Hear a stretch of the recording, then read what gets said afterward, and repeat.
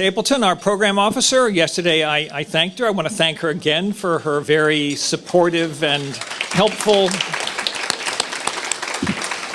And she has, while I'm upset that our center is ending, she wants to tell you how there's still funding available perhaps to continue some of these activities.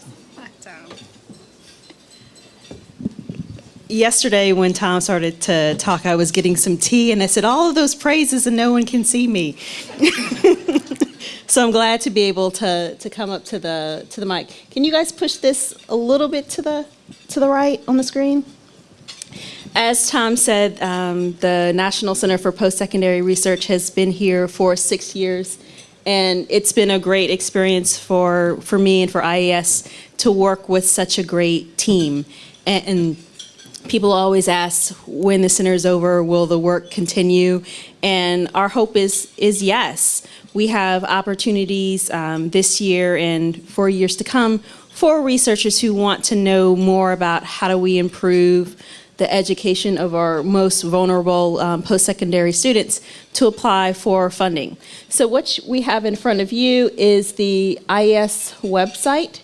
And if you were to type in ies.ed.gov funding, you will come to this page. Or if you just go to the regular ies.ed.gov and click on the link that says funding, it will bring you here. And what it is a description of how one might apply for a grant. And mid-page, there's the little header that says funding opportunities for research and research training.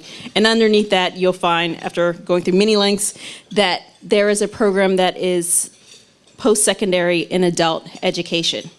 And so many think that in our regular grant programs that we only fund K through 12, but we're actually pre-K through adult. So for those of you who want to apply to do work on developing new programs for developmental education students, or doing exploratory work, or doing evaluations of the effectiveness of the programs you already have in place, there's a funding place for you. And we also have a funding stream for measurement. So I was very excited to see some of the things that were going on here and at the conference and invite you guys to apply. I am in fact not the program officer for that topic. It is my colleague Hiromi Ono. And if you just wanted to contact me or contact Hiromi, we would be happy to give you guys more information about the funding opportunities. So it's very easy, ies.ed.gov, and there's a funding tab at the very top, and all of those from any page will bring you back to this. And thank you very much, Tom, for letting me speak. All right. Thank you, Katina.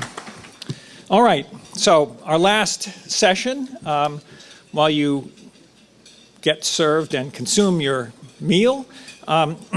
So this session, let me just preface it a little bit. We wanted to get some folks to respond to the conference, so I have to say that meant no speeches prepared before the conference. So, and one of the conditions was that they need to agree to stay for the whole conference. And so, at the time we thought that was a very stringent condition. People come and they go and stuff. So, but as Tom Brock said this morning, I think it's really gratifying at the number of people who are still here. That always indicates. I remember one time I gave a speech at the end of a long conference and everybody was there. They seemed enthusiastic. And so when I was done, the organizer said, "Thank you, Dr. Bailey. And now, those of you who want to win the DVD, take out your tickets."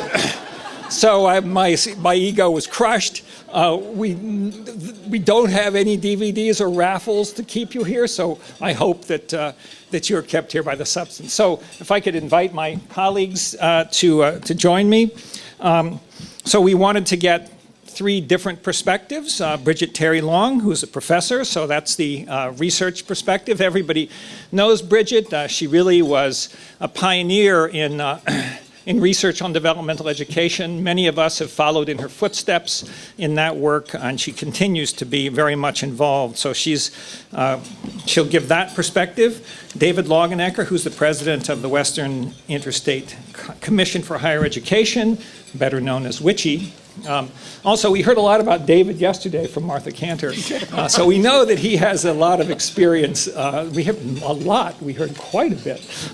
He has experience at the federal level, but now I think that his contact with many states, and I think his influence goes well beyond the states, the very important states that he has in his association. So he'll talk about this basically from a state perspective. And Karen Stout is the president of Montgomery County Community College. She's also the chair of our Community College Research Center Advisory Board. And I think that she's certainly one of the most skilled, I think, and leading presidents in the country.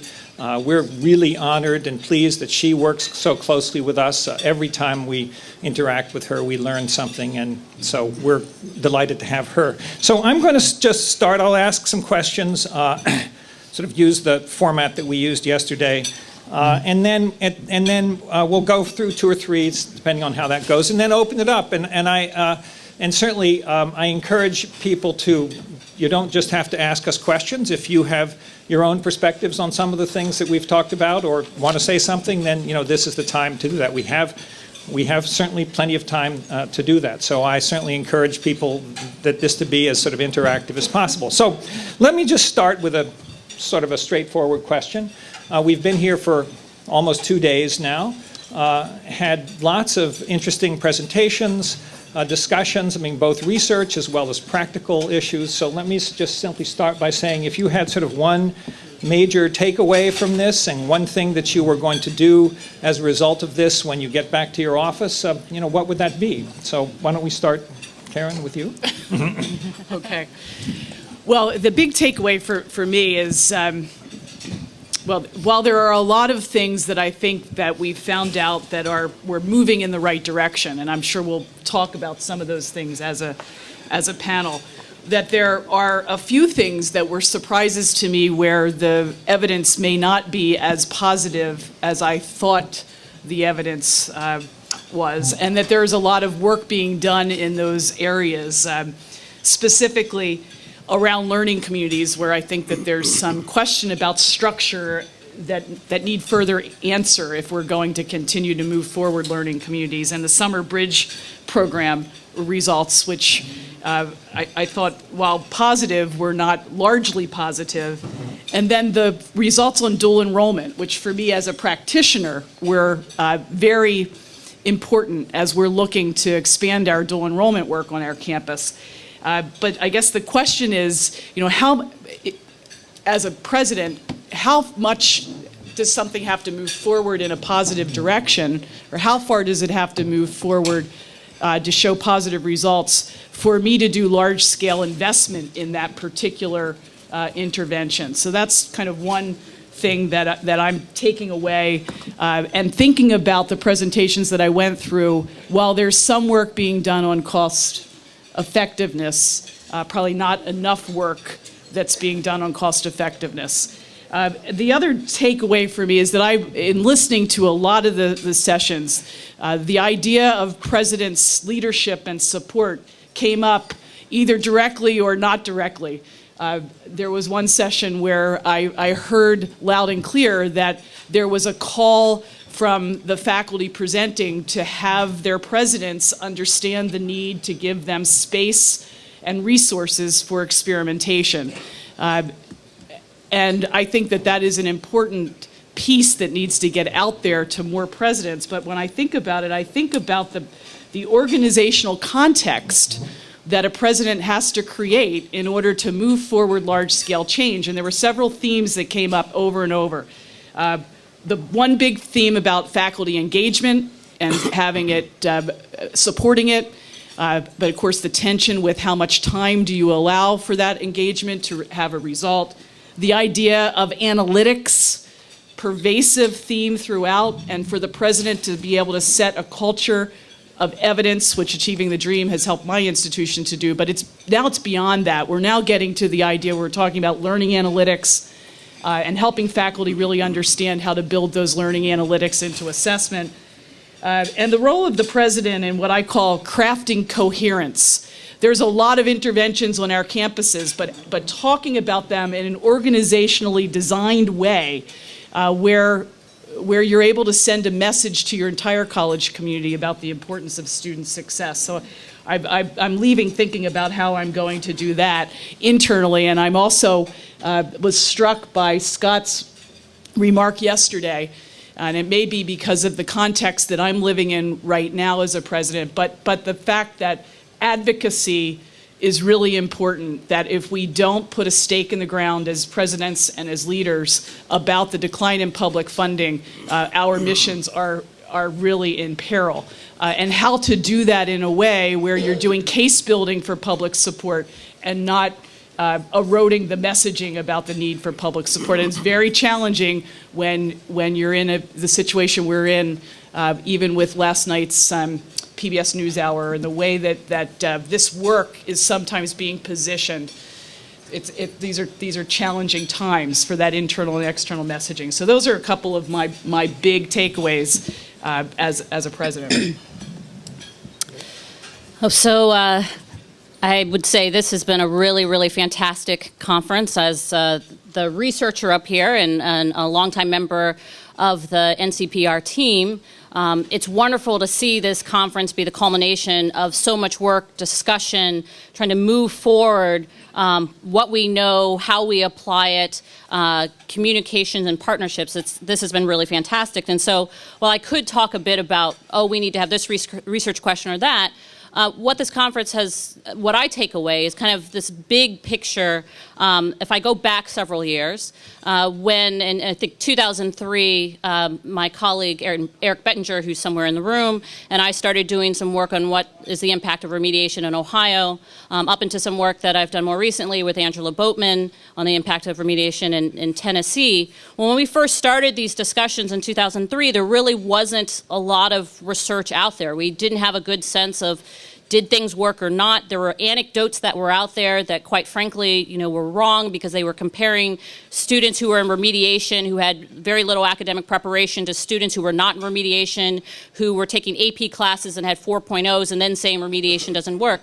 So, in those very early years, there just wasn't a lot of research out there. And what I'm so happy to see now going years forward, although I will say there is so much more work to be done, we have taken some steps forward. But as I look at this big picture, I'm really struck by some of the earlier panels. I know Kay's panel earlier, as well as Tom's panel, that there's now much more discussion, there's now much more research, but the stakes seem so much higher. This issue of the concerned but not informed. The fact that people are now paying attention to this issue, but they pay attention to snippets. And as a researcher, so much of the debate is about, do we kill it or do we save it? Is it 100% or is it zero? And so much of the research is complicated, it's nuanced, it applies to this student at this school at this time. And how do we, when the policy debate is at the extremes and the research is usually somewhere in the middle, how do these two talk? And so while I'm encouraged the fact that people are now finally paying attention to this, while I'm encouraged by the fact that researchers and institutions and foundations and the government are involved in supporting research in this area, the stakes just seem so high, and I worry about us missing each other. And, as a researcher, I think a great deal about, what kind of impact do you want to have with your research? How do you want to contribute to these kinds of debates and discussions? And unfortunately, in some respects, and I think Tom said this earlier, as researchers, we are historians. And institutions, systems, states need the information right now. So it is high stakes. I think many more people are engaged in these kinds of debates and understand these issues. But this does highlight, another second takeaway I'm having from this, the fact that as researchers, we can't treat these as individual interventions that we're going to study in one school. For causal research, you need to have these really nice, isolated, one thing's changing, nice comparison groups, random assignment. That's the gold standard. That's the ideal. But as someone said, again, I think I'm going back to Tom. I've heard a lot of what you said. But I think many of us feel this way. This is not about individual interventions. This is about thinking much more holistically. This is also thinking much more about partnerships, not the researcher just coming down, let me have your data and studying this, but true partnerships with institutions, across institutions. And so that also underscores the necessity of having, government, private foundation funders involved, as well as systems who are going to coordinate across institutions, across states, to try to understand, what is working, what is not, what are the trade-offs between one thing versus another, how is this affecting different kinds of students. So the research is moving forward, but it certainly has become a lot more complicated, and I think there is acknowledgement of how do we communicate this, and it's not just dissemination. Dissemination is goes one way. Communication meaning it has to go both ways, and I don't think I have the answers to all those questions, but at least I'm very happy to see there's a lot of discussion from all sides and trying to figure out how to deal with that challenge. I spend most of my time working with policymakers, legislators, governors' staff, legislative staff, helping to try to interpret to them what we know about the likely impacts of various policy changes. And from a policy perspective, there are sort of three things I'd mention. One is that there is more of a sense in the policy-making community today about relying on evidence-based practice. But I say that a little bit tongue-in-cheek because I have yet to go to a legislative hearing where there wasn't an awful lot of anecdotal evidence presented as well. So there's a lot of talk about evidence practice, and there is interest in that, but anecdotes still carry a great deal of weight, and that's very important for us in this arena. That's part of what has led to some of the discussions and the anxiety around developmental education. The arguments, the discussions, the rhetoric today is not a lot different than it's been for 20 years or 30 years. Why do we have to pay for this twice stuff? But having said that, I think that there is now a greater receptivity to evidence-based practice than there has been traditionally. And part of that is driven by the circumstances we face today, the financial circumstances we faced. And it's one of the reasons why, and I'll repeat some of what was just mentioned earlier, it's not just about effectiveness. It's really more about cost effectiveness. And the way that's interpreted in the current environment isn't exactly the way that Hank put it in his primer on cost effectiveness. It is, can you do this without any more money? In fact, could you do it with a little less money and do it better? And so it really is on how we can operate with budget dust rather than how we can make investments. And I know within this community we've heard a lot about investments. I believe in those, but as legislators have told me, when you don't have any money in your family, do you continue to make investments or not? And I say, no, I feed my family. And so that's, or I would feed my family. I've not been in that position, but that's what I would do if I were in that circumstance. And so I think the current environment, the current fiscal environment, really drives almost everything and to resonance around the issues of cost effectiveness and whether we can afford to do this, whether it will pay off now and in the future.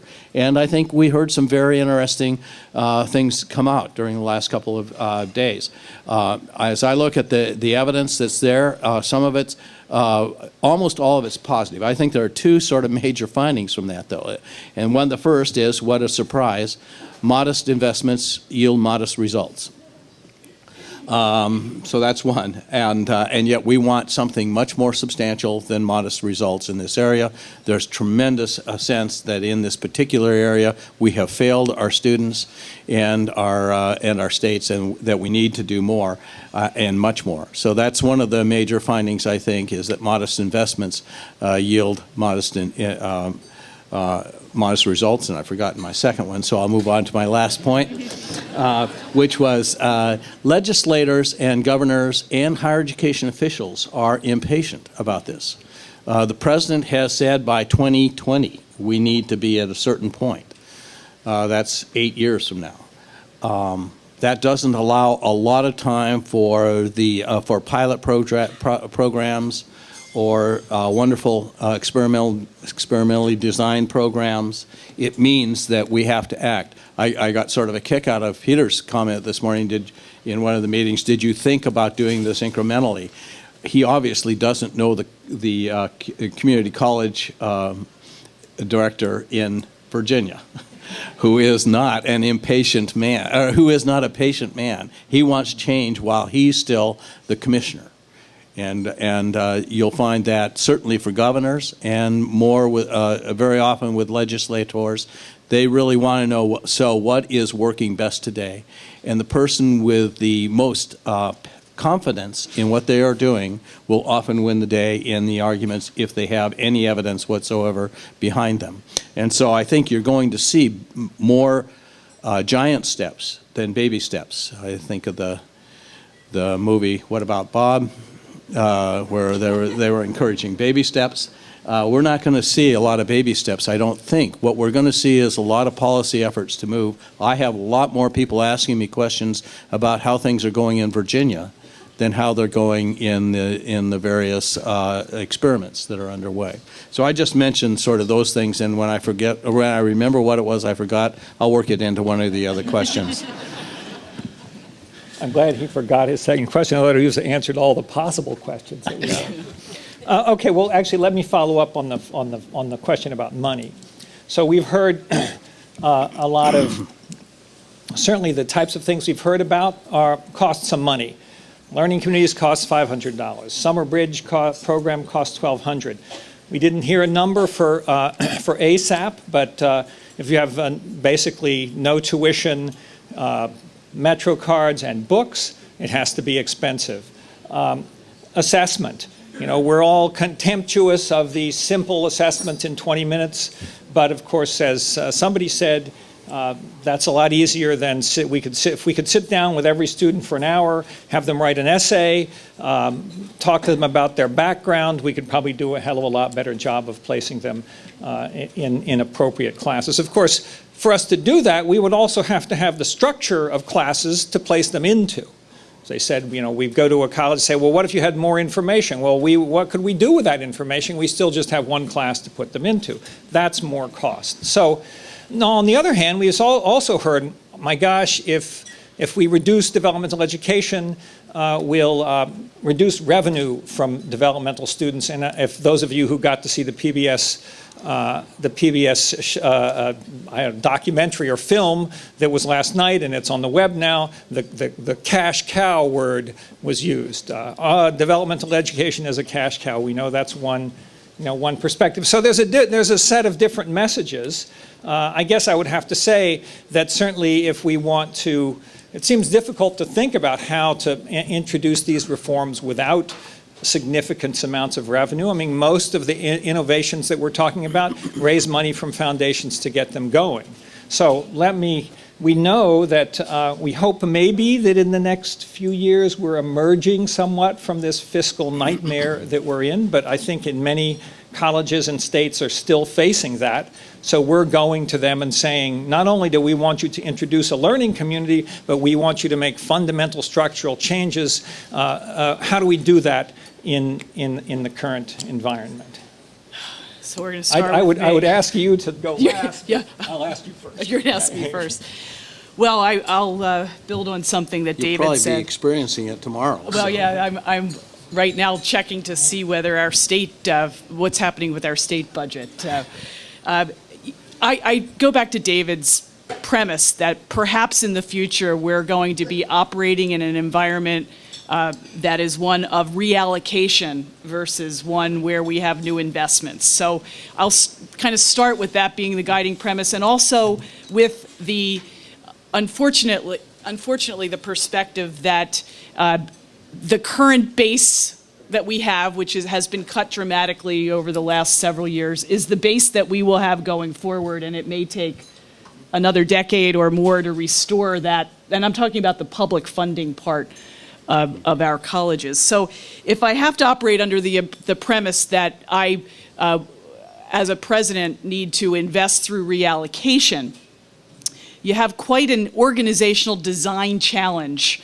Because it's not just about these individual interventions and trying to incrementally support the ones that are working. It's about looking at the organizational design and restructuring the organizational design. So in order for me to do that, and this is going to take us in a whole different direction potentially, but I would really like to have some better tools to better understand on my own campus the costs of what we're doing now, the pipeline losses, what that is costing, just really understanding better our current costing models so that I could look at that and say, these are opportunities for reallocation. And I'm talking in a very pragmatic practitioner kind of way, which this research is not necessarily giving us, but it is pointing to some areas that perhaps further research could help us with. But that further research has to come fast because we really are, the debate on incremental change versus, can you do both at the same time? Can you incrementally change and do bold change? I'm a big believer in the and I think presidents have to message the and. Is front and center with what's happening with University of Virginia. And even there was an article this morning or yesterday in the New York Times where the board chair at UVA says, quote unquote, the days of incremental decision making are over, or at least they should be. But yet we heard Martha Cantor talk about improvements taking time, right? I wrote that down, one of the first things she said. To really understand this, whether these interventions are working will take time. How do you balance that? And if modest investments get modest results, certainly the idea that we have to figure out a way to invest boldly to get bold results sits there. But we have to do it within the context of reallocation and not knowing exactly what our current costs are. And I go back to what Nikki Edgecombe said in the last panel, which is that we're practitioners are always operating with imperfect information. So I don't have an answer for the question yet on cost and pivoting. Yeah. So I think several points. I'm an economics professor. Traditionally, when we teach cost-benefit analysis, the question is always, well, where should you put the marginal dollar? If you have an extra dollar to invest, where should you put it? Where you're going to get the best bang for your buck? But as David said earlier, when we're talking about cost effectiveness, we're not actually talking about new investments. We're talking about where can we cut, or how can we make trade-offs instead of using the same budget. How can we reallocate to get to have better decisions? And this is complicated. I'm building from what Karen just said. Our information on cost is so incomplete. I mean, first of all, on just a basic level, understanding the cost of any enterprise within a college or university is nearly impossible. We typically don't collect the data. It's hard to separate out when you have instructors and faculty members who are doing multiple things. How do you allocate how much of their salary is going to this versus that? To try to cost out any program in and of itself, regardless if it's developmental or not, is very difficult. Added to that, when you have these new reforms and new programs, you do have people saying, okay, a learning community costs this amount per student, but compared to what? What does the current system cost us? I don't think we have a good idea about that. So if we're really trying to make decisions based on cost, it's got to be one thing versus another. So having this learning community cost us this, what does the status quo cost us? And I never really see anybody give a good answer about that. Oftentimes, too, when we are looking at costs, we're comparing this to a benefit. We have, for a number of reasons, had to boil this down to some very simple things like things we can count, number of credits, or earnings in a job or something like that, when I think there's some discomfort with that, given the fact there are many other outcomes that we care a great deal about. So, I mean, all of this cost-benefit analysis that everyone is doing and thinking about cost effectiveness is incomplete on so many different respects. In fact, if we were to start looking at a broader set of outcomes, let's say you help a single woman who has children and you get her some skills, maybe not a degree, but she's able to get a job. And then let's say you started to count what impact did that have on her children's outcomes. All of a sudden, this is going to blow up and look very, very different than if we just boil it down in very simple respects. Ultimately, I think the key issue here, though, is cost now versus cost later. Politics is impatient. People need results now. Investment is education is a long-term investment. Not investing in education also is a long-term cost. So, with the discussions, I understand if you can't feed your family now, it's hard to think about the future. But, this is about, paying the cost now or paying for, whether it's unemployment benefits or crime or all the other kinds of social benefits that we know cost a great deal more than the $500 to have someone go through a learning community. Unless the learning community doesn't really add those things that you were hoping you would be learned. And that's the dilemma, is we've got to find the balance there. A couple of ideas that are in play that I think help maybe even make the case for revenue. In Washington State, with the IBEST program, it's a very expensive program. And they've had trouble expanding it because although the returns are very substantial, I mean, they can demonstrate very substantial return on investment, it's still expensive and an expensive investment, and they were having trouble. It was so attractive, though, when they presented the evidence. And the evidence for that program was exceptionally strong. It wasn't out of a randomized study, but it was still extremely strong. It was so strong that it brought the legislature to providing revenues for expansion of the program. So that's one model. The other, I think, also comes out of Washington State, and this is the use of performance funding or performance accountability to essentially drive change in the organizations, to give Karen the leverage to make the changes that are necessary. So you have the momentum points that were developed in Washington State that provided strong impetus for the institutions to make sure that students got through remediation and into the courses that they were being remediated for, and successful through those courses, and then successful through their course of study, and then successful either in the completion of the associate degree, certificate, or transfer, and they used research to base all of those momentum points. So I think there are ways we can use the evidence to both provide the impetus within the institution and within the broader policy community to support these efforts. But in the long run, almost all of the advantages that come to this will come from somewhere else, whether that's in the institution or whether that's in the state. And so the evidence is going to have to be pretty strong that this is worth the substitution effects. Okay, let me ask another question and then we'll open it up. I think that, maybe this sounds self-serving, but I think it's pretty clear that the research that's taken place in the last 5 or 10 years has had a profound effect on the discussion that we're having, on the shape of policies that we're doing, both at the institution level as well as at the state or policy, even the federal level. I think those of us at NCPR can be proud of that, as well as other researchers who work with us and who aren't working with us. So I do think that's true. But now we have a situation where, in a lot of ways, a lot of that research has not been about fundamental change, about ambitious, attempts to do things. A lot of the research is about specific programs. I suppose that's one reason why we've come to be somewhat, at least we have good evidence that some of those short-term, modest programs don't have the kinds of effects that we want. So I guess one issue is, now we have a variety of research and results, some of which are contradictory, some of which are guiding us.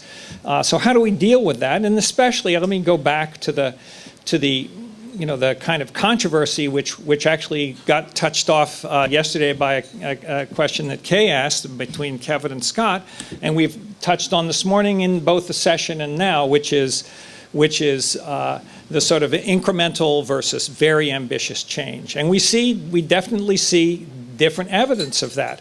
Peter's program started with a few, that is the program at Community College of Baltimore County, started with a few classes, and now it's been expanded not only to much of their college, but also to many other colleges. So that's one way to do that, and that seems to be going in the right direction. I suppose we could say that that's incremental.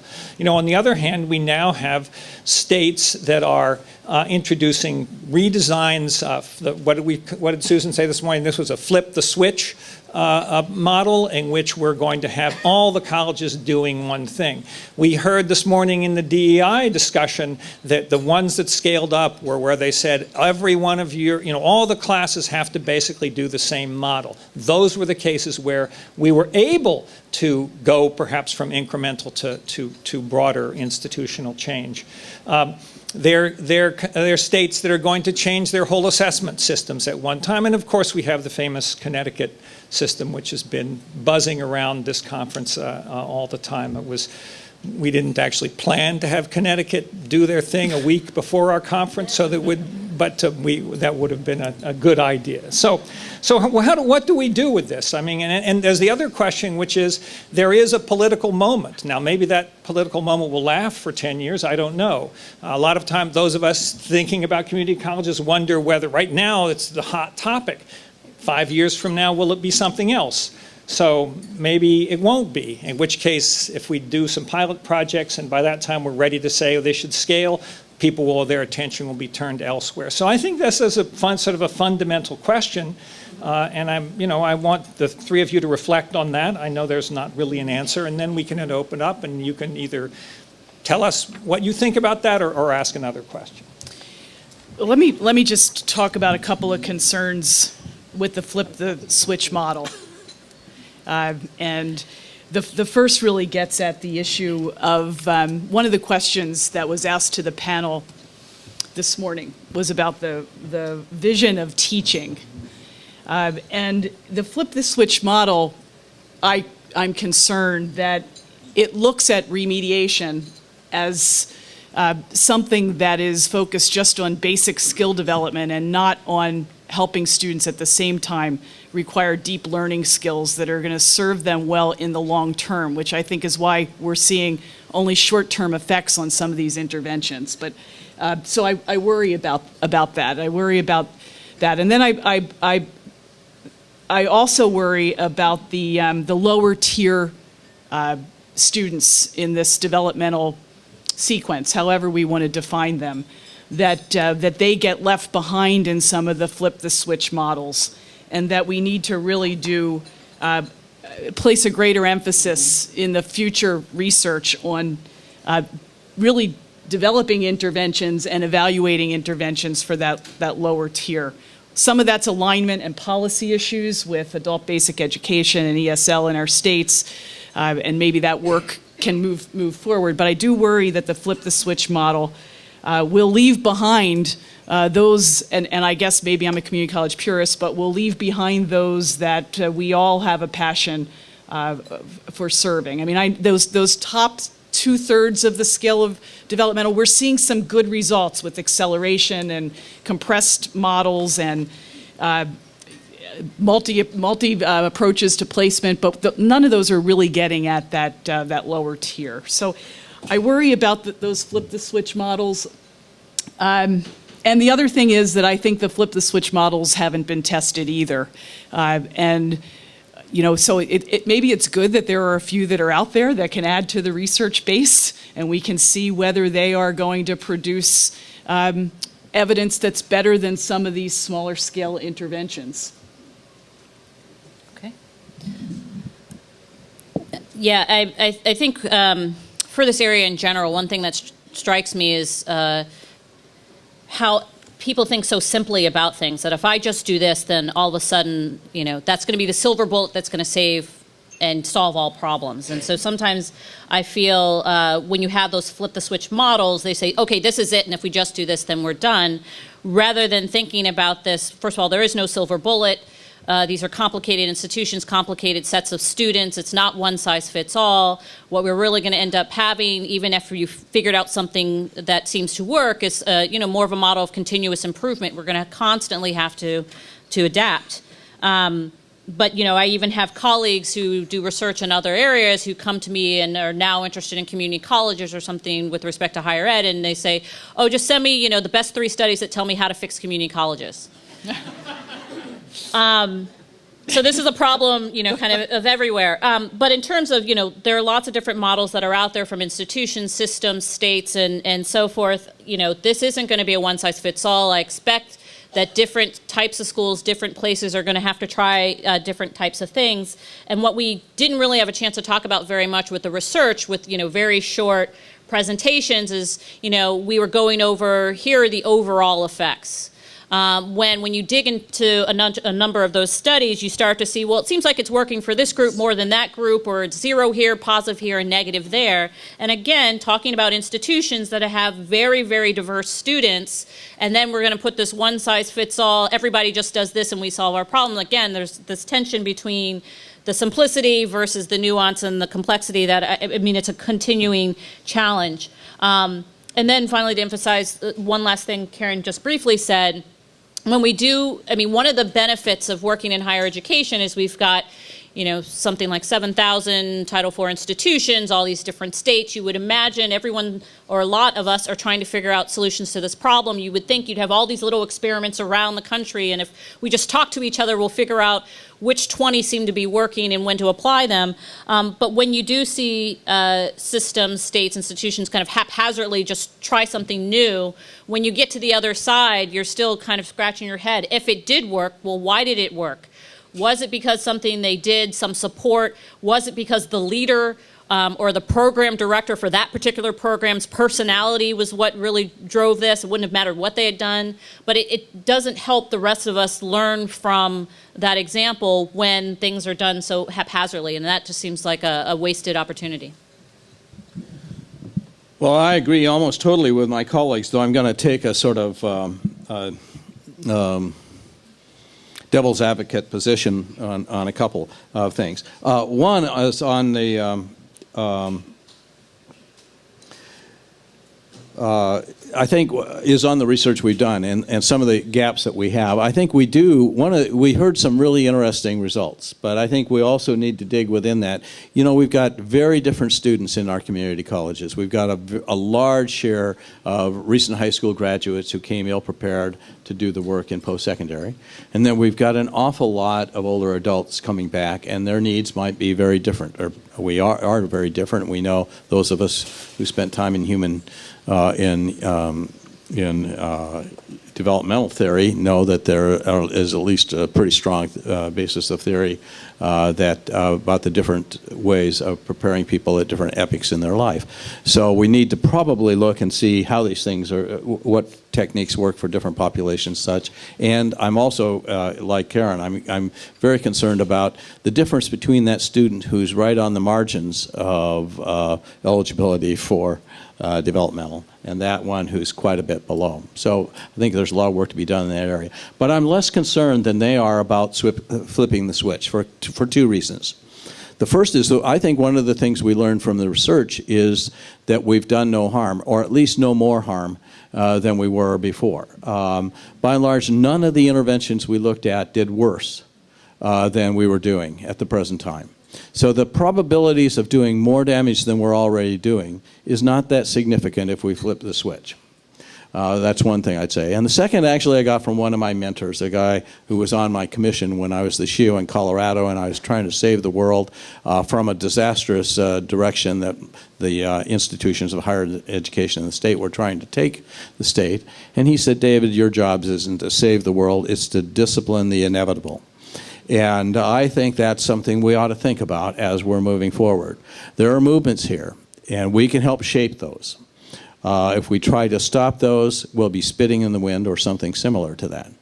And I think we ought to try as much as we can to discipline this process to lead to as good a public policy as we can get to. And if that means that we'll move quickly because policymakers are impatient, then we should help them move as quickly and reasonably as possible. Now, I think there are better ways than Connecticut did it. I think the way states would be better off is to say we're going to hold you accountable to some different outcomes, and let you figure out then within the community how you're going to move forward.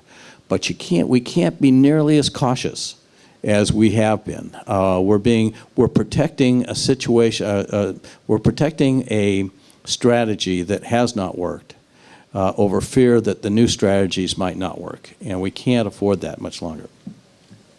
Okay, is Susan Wood still here? I was going to say that now we've at least introduced into the Dev Ed lexicon the flip the switch strategy. So let me give my colleagues one chance. If there's anything that you'd like to say about this that you haven't, please don't feel you've all, I know we use the strategy, whatever the question is, you've got the things you want to say and you answer those questions. And, so don't feel you need to answer this, but if there's something you'd like to say that you haven't, I'll give you this chance and then we'll open it up. The tension between the flip the switch, and even if it's the Virginia model, which we heard about, even the new community college model that I sat through earlier, and institutional autonomy. Okay, so both of those are still struggling within that context. So that tension still exists. And I would say there's a possibility that potentially, and we don't know this, there could be more harm created, but I don't know. I mean, but I do think we have to recognize that tension. And the other thing I would say is about institutional culture and context, and we can't underestimate, because we know a lot of the factors in the research, this scaling up is hard to do research brings it forward. Context and organizational culture does have some impact on the student learning outcomes.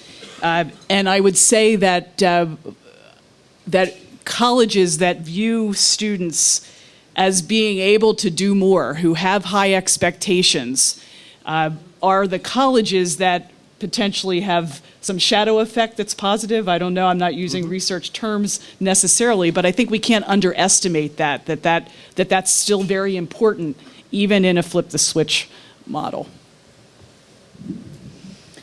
I guess I would end by saying I'm maybe a little bit more optimistic than David. And hopefully the change that we can affect, I have a few more decades working on this, so I'm at least a little more optimistic. We'll see in about 20 or 30 years how I feel. But I think I am cautious in some respects. I worry a great deal about unintended consequences. I think even during this research conference, researchers put forth our findings. This is our best interpretation. The big fear is then people take these findings and they twist your message. They start putting words in your mouth and saying that this is what you said when that's not what you said at all.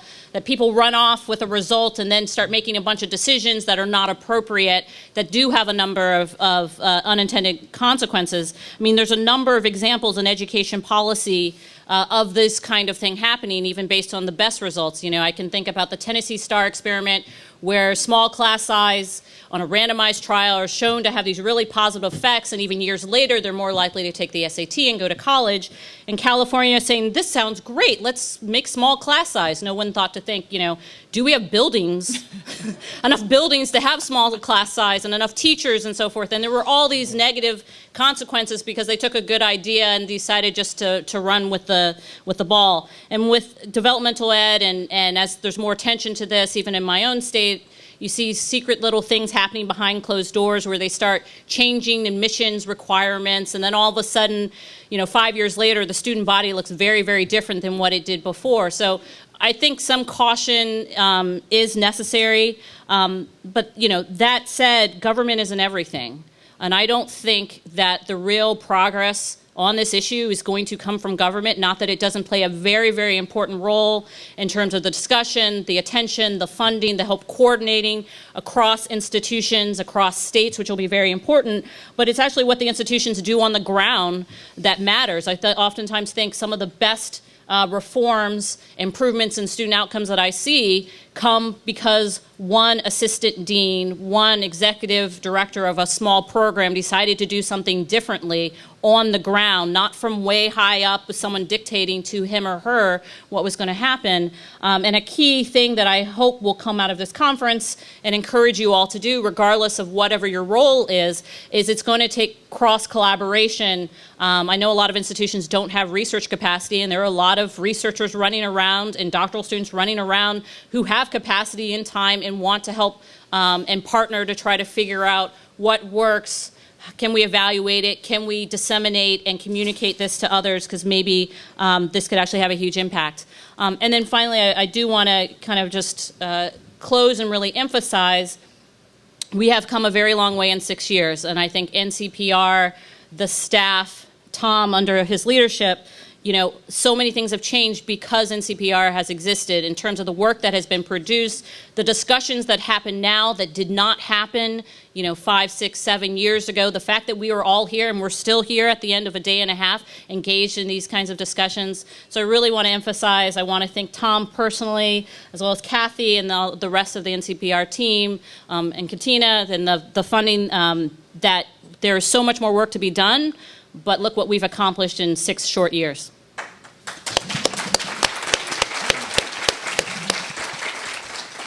Yeah, I think the one thing I'd add is that you couldn't help but see somewhat difference between the sort of average results that were represented in our discussion and the breakout sessions where you had exemplars working in this area. And I think one of the areas where the research needs to go and to help us is to help discern where the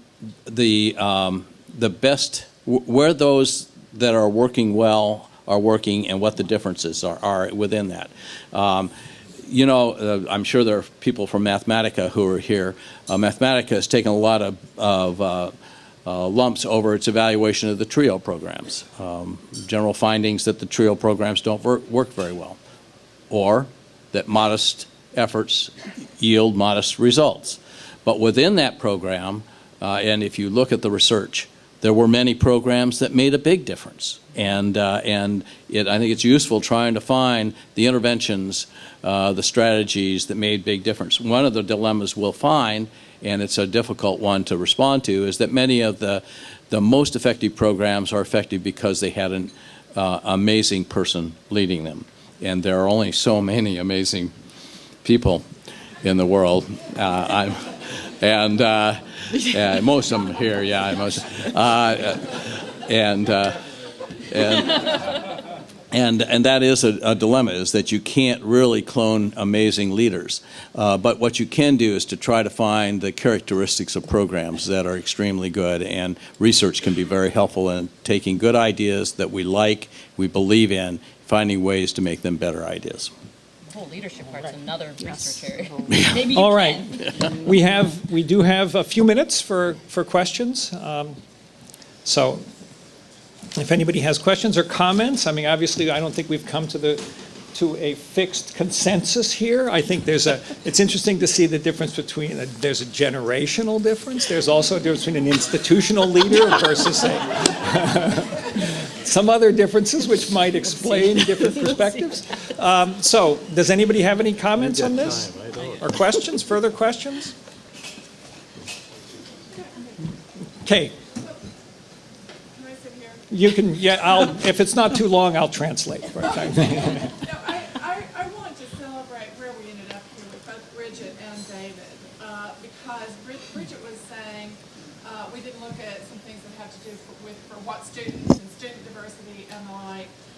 And David got to the thing that I've been worrying about, and Tom Brock will not be surprised to hear me say that, which is institutional. No, it's not. Institutional variation. And that's the point David just made. My concern, Bridget, you talked about people taking what you found and saying that you found things you didn't say. And there is a real hazard coming out of this meeting that people will say, learning communities don't work, bridge programs don't work, no effect, and that sort of thing, when we actually can't say that for all institutions. And we can't learn from the averages, as David just pointed out, about what's going on in the colleges that are getting good results from some of those interventions. So I think the NCPR has done a huge service to all of us in moving from the anecdote and loose talk about what constitutes the best practice and adding more rigor to conversations. But my fear is that the pendulum will swing to the point where we reject out of hand some practices that have promise if we can figure out what's inside them, as you just said. I think some of finding out what's inside them too means that the institutions themselves that are doing these interventions need to have good IR capacity, good research design on the front end. Yeah, but some of us about quality of implementation. That's Oh, yeah. true too. Yeah. Oh, absolutely. What are the elements? So those of you who could, I mean, this, well, do you want to? Yeah, so sort I of- mean, one of the strengths I think of NCPR has been its quantitative and qualitative, that there have been people on the ground watching implementation while others are running the numbers and that sort of thing. What I tried to allude to is with a number of the studies that people even discuss now, if you dig deeper into those studies, you'll see they start to try to pull apart different kinds of institutions, sometimes different type institutions, different kinds of students. So, you know, forthcoming NCPR working papers about how does the impact of remediation in Florida differ by type of student, and you do see differences by gender, whether or not you're Pell eligible, by age. You know, this is where you start to pull apart those kinds of things. But when people want the answers, just tell me, does it work? And you say it depends. That's the, you know, the tension. So let me sort of finish. I think that, I mean, in some sense, we went through NCPR and you know, the two biggest projects we had, the learning communities and Summer Bridge, seemed to be, I mean, I guess we can say you know, they're modest results and they fade. So why am I not discouraged? I mean, and frankly, I think, you know, reflecting back on, you know, on where we were 2 years ago, I mean, these results were already beginning to emerge, you know, from there. And I, you know, I think there was sort of a, yeah, these things aren't working too well, but maybe there are some other strategies. That was what we were saying at the time. And I, you know, I think we've moved so far from there to where we are now, because it's not just that there's some other ideas, but we're really trying them, and some results are beginning to emerge that are positive. And I think it's another thing to remember is that, you know, 10 or 12 years ago, we didn't even have a graduation rate for every college. I mean, we had no idea what was happening to our developmental ed students. I mean, when we first had that, you know, progression through developmental, people in the institutions were shocked at that. They simply didn't know what was happening to our students. So we've known for a handful of years, we've beginning to get a better sense of what the issues are and what's happening to our students. And now I don't think it's reasonable for us to think, okay, well, we've had the answers to that. So, I mean, I think we've come so far in understanding what these issues are. And that's the foundation of coming to these solutions. And I think that, you know, just in the reflection of this discussion, we haven't come to the conclusion about how ambitious we should be or how cautious or how much we should do pilots. I mean, I agree with Karen in the sense we're going to be doing both of them. We have to be doing both of them. And certainly we can't look at ambitious projects and think those are the solutions. And I don't think anybody is talking. The Virginia discussion we had this morning was about a kind of a continuous improvement process. So I do think that I think this is a tremendously exciting time for us in this field. You know, I think that there's certainly, I mean, every state and many colleges have interesting things going on. That's always been true, but I think what we're doing now is that we have a better perspective on really taking a look at those and understanding some of the nuances about the conditions under which they work and the students for whom they work. So I think this is a you know, really a tremendous moment, and I think you know, those of us in NCPR are, you know, feel privileged to have been able for these last few years to contribute to that, and I think that we have. And I think all of us involved, you know, are committed, even though NCPR has another 10 days to last. You know, we'll continue to do that. So, Vince has something to say. Well, so. just in terms of what works, I think we've seen enough evidence. Mike, yeah. I think did you turn that on? Is that on now? Okay. Vince? That one's, or Vince. Thank you very much. I don't want to be up front. Well, I think we've seen enough evidence that things. Put it to your mouth. See, I grew up in New York, and we didn't need a microphone in New York. You can tell from my British accent. Well, I think we've seen enough evidence that in individual cases, these programs can work. Learning communities, summer bridge programs, you name it. I think the next question is, how do we get to make what works to work? And what are the institutional conditions in which they work? What are the incentive structures in which they work? A whole new set of questions we must address. All right, so we've come to the end. I want to thank you all for being here. We'll certainly keep in touch. We really look forward to working with all of you and the exciting things that you're doing, and hope that we can help you. And as I said, we will certainly individually or as our constituent organizations will continue to do that. Just a couple of things. I mean, our website will continue to exist. So you can go to that. We certainly will make sure that all of the material on that website is also on the other websites, MDRC, CCRCs, the other organizations involved, so you can go to that. So in that case, I thank you and say this is over. So, is there any, I don't know if there are any other logistical questions, but we can answer those if you have them. So thank you. Hope you all have good trips.